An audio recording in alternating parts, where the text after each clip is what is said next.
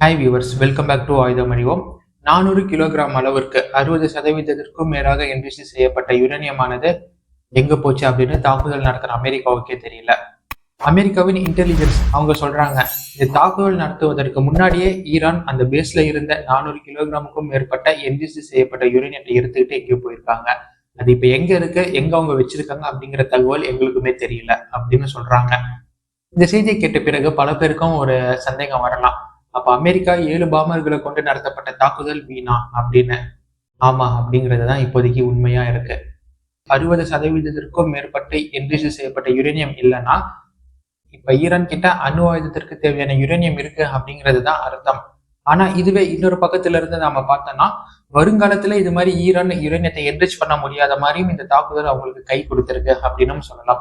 So இது ரெண்டு வகையிலுமே நம்ம எடுத்துக்க முடியும். அது யாரு எந்த கண்ணோட்டத்துல எடுத்துக்கிறீங்க அப்படிங்கிறத பொறுத்துதான் இந்த தகவலானது அமையப்படும். சரி, இந்த இடத்துல இன்னொரு விஷயத்தையும் நம்ம கவனிச்சு பார்க்க வேண்டியது இருக்கு. ட்ரம்ப் இந்த தாக்குதல் நடத்தின பிறகு பெரிய அளவுக்கு இஸ்ரேலின் இன்டெலிஜென்ஸ் அண்ட் இஸ்ரேலின் மொசாட் அமைப்பை ரொம்ப பாராட்டி பேசியிருந்தாரு. அவங்களுடைய டாக்குமெண்ட்ஸ், அவங்களுடைய தாக்குதலுக்கான பிளான்ஸ் இதெல்லாமே ரொம்ப அற்புதமா இருந்துச்சு, அதன்படி நாங்க செயல்பட்டோங்கிற மாதிரி சொன்னாரு. ஆனா கதவு திறந்தா வெட்ட வெளியா இருக்கு அப்படிங்கிற மாதிரி தான் இப்ப சம்பவம் நடந்திருக்கு. அப்ப இஸ்ரேலின் உளவு தகவல்களே அங்க பொய்யானதா? இஸ்ரேலின் மொசாட் கண்ணு முன்னாடியே ஈரான் அங்க இருந்த யுரேனியத்தை எடுத்துக்கிட்டே நவுந்திருக்கிறாங்க அப்படிங்கிறதுதான் இங்க இருக்கிற செய்தியா இருக்கு. ஓகே, ஆனா இன்னைக்கு நம்ம காணொலியில ஈரான் மற்றும் இஸ்ரேல் மற்றும் அமெரிக்காவை நம்ம பார்க்க போறது இல்லை. ஏன்னா இந்த தகவல்களை போட்டா நீங்க பாக்குறதும் இல்லை. இன்னைக்கான காணொலியில நம்ம இந்திய பாதுகாப்பு செய்திகளை பார்க்க போறோம். இந்திய பாதுகாப்பு மேம்படுத்துதலை பத்தி நம்ம DRDO சீஃப் அடுத்தடுத்து என்ன இருக்கு அப்படிங்கிறத இப்ப வெளியே சொல்லியிருக்காரு. அதன்படி இந்தியாவின் ஹைப்பர்சோனிக் மிசைலானது தன்னோட கடைசி கட்டத்துல இருக்கு. இன்னும் வெகு விரைவில் இந்தியா கிட்டேயும் ஹைப்பர்சோனிக் மிசைல் அப்படிங்கிறது இருக்கும் அப்படிங்கிற தகவல்கள் நமக்கு கிடைச்சிருக்கு. அடுத்து நெக்ஸ்ட் ஜெனரேஷன் பிரம்மோஸோடைய அடுத்த கட்டத்துல நம்ம வேலை செஞ்சுட்டு இருக்கிறோம் அப்படிங்கிற தகவல்களை அவரு கொடுத்திருக்காரு. New air defence system for இந்தியாவுக்காக இந்தியாவிலேயே ஒரு புதிய ஏர் டிஃபென்ஸ் சிஸ்டம் உருவாக்கப்பட்டுக்கிட்டு இருக்கு. இது மேபி S-400, இந்தியாவின் S-400 இருக்கலாம், இல்ல லேயர்ட் ஏர் டிஃபென்ஸ் சிஸ்டமா இருக்கலாம். டிஃபென்ஸ் துறைக்காக AI, quantum tech and electronic warfare இப்போ உருவாக்கப்பட்டு இருக்கு. It is especially for and only for Indian defence systems. இந்த தகவல்களோட இன்னைக்கான காணொலியை நம்ம ஆரம்பிக்க போறோம். ஸோ இன்னைக்கான காணொலி ரொம்ப ஷாக்கிங்காகவும் சர்ப்ரைசிங்காகவும் இருக்க போகுது. பாகிஸ்தானுக்கு இந்தியா எப்படி வழி விரிச்சது, அதற்கு ரஷ்யா எப்படி உதவியது அப்படிங்கிறது தான் இன்னைக்கான காணொலியில நம்ம பார்த்து தெரிஞ்சுக்க போறோம். நீங்கள் பார்த்து கொண்டிருப்பது ஆயுதம் அறிவோம் அப்படிங்கிற நம்ம சேனலை சப்ஸ்கிரைப் பண்ணிக்குவாங்க. Let's dive into it.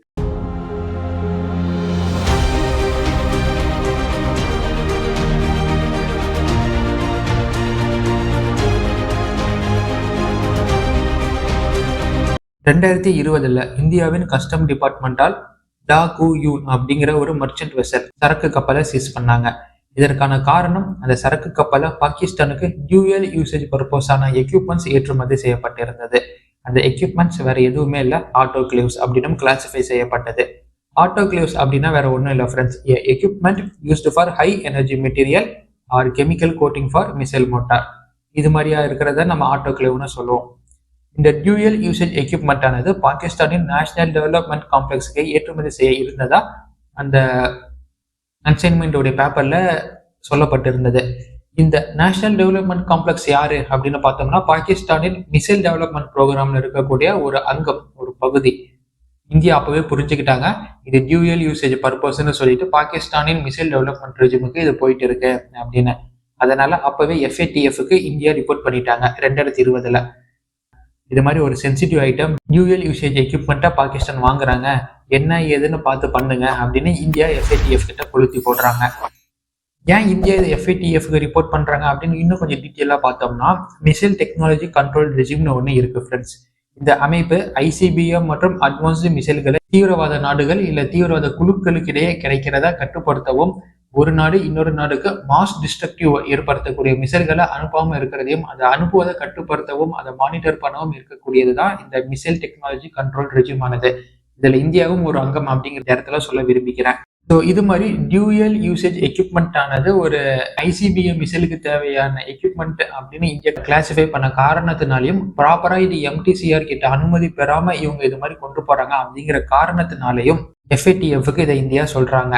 And FATF-இன் recommendation 7 என்ன சொல்லுதுன்னா, ஒரு நாடு ப்ரொலிஃபரேஷன் ஃபண்டிங்ல ஈடுபட்டாங்கன்னா அவங்களுக்கு தரப்படும் நிதிகள் கட் செய்யப்பட வேண்டும் அப்படின்னா அந்த ரெக்கமெண்டேஷன் 7 சொல்லுது.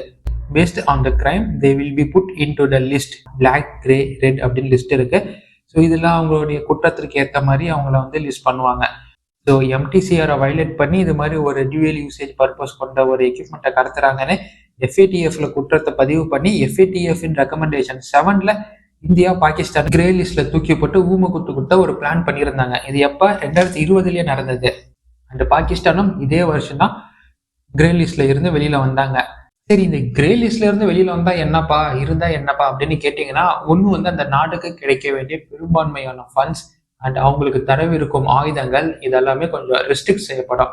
இவங்க கொஞ்சம் பார்த்து இருந்துக்கணும் அப்படிங்கிற மாதிரி அந்த மற்ற நாடுகள் எல்லாமே அவனை அணுகுவாங்க. குறிப்பா இப்ப பாகிஸ்தான் பெரும்பாலும் அவங்களுடைய ஆட்சியை நடத்துவது IMF கிட்ட இருந்து வாங்கும் அந்த பெயில் அவுட் ஃபண்ட் மூலியமா தான். இந்த பெயில் அவுட் ஃபண்டானது பாகிஸ்தானுக்கு கிடைக்காம இருக்கும் இன்கேஸ் அவங்க கிரே லிஸ்ட்ல இருந்தாங்கன்னா. இது மாதிரி பல வகையான நிதிகள், பல வகையான உதவிகள் உலக நாடுகள் கிட்ட, உலக நாட்டு அமைப்புகள் கிட்ட இருந்து கிடைக்க பெறுவதா இந்த கிரே லிஸ்ட் நாடுகள் இருப்பவங்களுக்கு கிடைக்காது. இந்தியாவும் இதற்கு தான் ஸ்கெட்ச் போட்டு இந்த காயை நகர்த்தினாங்க. இப்ப எஃப்ஏடிஎஃப் என்ன சொல்றாங்கன்னா, இந்தியாவின் இந்த கம்ப்ளைண்ட் ஆனது வேலிடா தெரியுது, பாகிஸ்தான் இதற்கு ஆமா இல்லைன்னு ஏதோ ஒரு பதில் சொல்லுங்க. இப்ப பாகிஸ்தானுக்கு எஃப்ஏடிஎஃப் ஒரு மெசேஜை கொடுத்துருக்காங்க.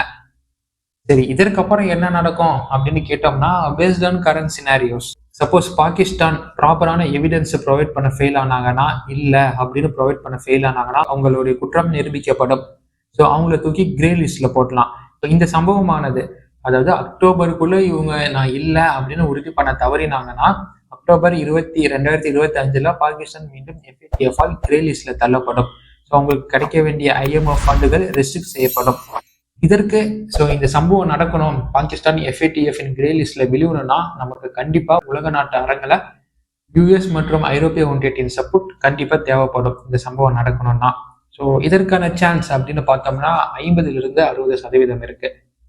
அடுத்த சினாரியோ, இப்ப இருக்கும் கல சூழல் கொஞ்சம் பாகிஸ்தானுக்கு சாதகமா அமெரிக்காவை கொண்டு போக வாய்ப்பு இருக்கு. சப்போஸ் அமெரிக்கா பாகிஸ்தானுக்கு ஃபேவரா போனாங்க அப்படின்னா, இங்க பாகிஸ்தான் அவங்களுடைய எவிடன்ஸை சப்மிட் பண்ண ஃபெயில் ஆனா கூட, ப்ராப்பர் எவிடன்ஸ் இல்லைன்னா கூட அதற்கான ஆக்ஷன் பிளானை எஃப்ஏடிஎஃப் எடுக்க டிலே பண்ணுவாங்க. ஒரு 2 ஆண்டுகள் எடுக்கப்படலாம். இல்லை அதை வச்சு அமெரிக்கா இவங்கள பிளாக்மெயில் பண்ணலாம்.